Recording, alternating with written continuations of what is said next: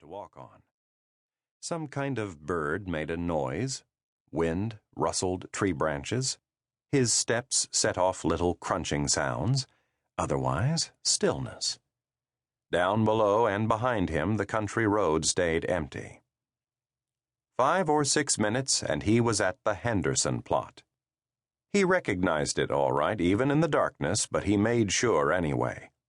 Leaned up close to the 6x4 granite monument, shaded the beam of his pencil flash with his hand, and clicked it on just long enough to read the engraving, Lloyd Henderson, 1933 to 2004.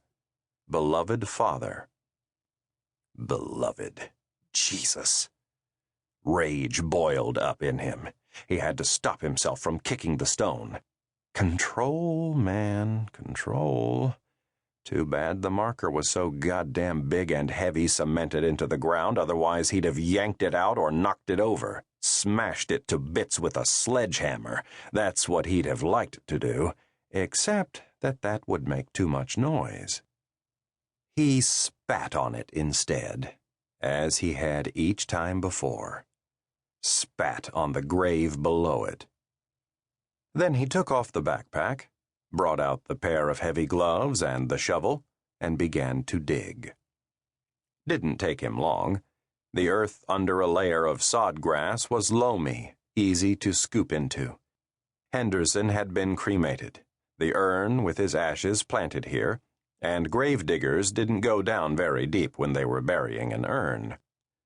The shovel blade clanked on it, and he dug it out, picked it up, spat on it, and laid it down next to the hole. Opened the backpack again and took out the 2 vials and unscrewed the cap on the smaller one. Slow and careful, slow and careful. He bent forward, legs spread and feet planted, and extended the vial over the urn just about an inch above it. Then he let the acid spill out. It made a hissing sound like a snake as it ate into the bronze. Vapor came up stinking. He stepped back. Kind of a wild laugh in his throat, but he didn't let it come out. Calm. Don't ever let yourself lose your cool. But he said out loud what he was thinking. Had to say it. Had to let that much come out.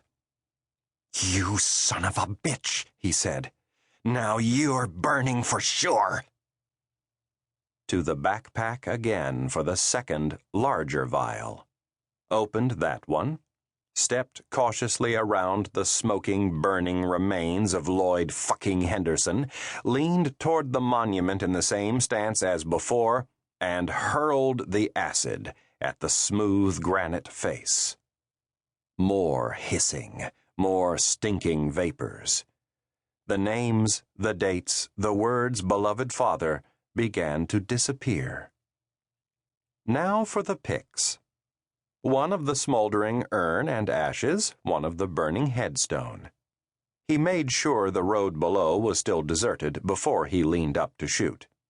Didn't have enough time to make each one perfect, not that he could have done that anyway with the digital camera, but it had a fairly sophisticated light meter built in, and you could count on the electronic flash to work every time. Almost done. One more thing, the final touch. The sign that would let the rest of them know what they were in for. Do it quick. He'd been here long enough. But his hands inside the gloves felt itchy, dirty. There was a water tap on the lane nearby that he'd spotted the first time he came here. He went to it, washed his hands as best he could without soap. Should have thought to bring a bar along with him. Well, it wouldn't be long until he was back at the motel. Do a proper job then. He flap-dried his hands, eased them back into the gloves. Then he took the piece of cardboard from the backpack, unfolded it, propped it against the low cement border at the front of the plot. He'd thought about adding one of his initials at the bottom, but there was no need for that. It wouldn't mean anything to them. The 5 words he'd painted in big blood-red letters were enough. This is just